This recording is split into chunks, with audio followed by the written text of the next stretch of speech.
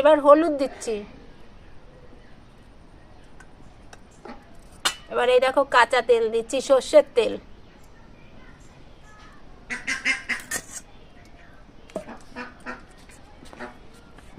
এই যে লঙ্কা বাটা, লঙ্কা বেটে এই যে নিয়ে আসছি ঘরের থেকে, লঙ্কা বাটা দিচ্ছি।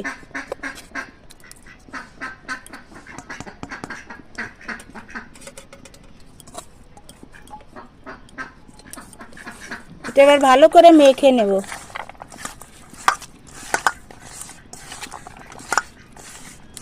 কাঁচা তেল দিয়ে মশলা দিয়ে মাখালেই তার গন্ধটাই পুরো অন্যরকম আসে।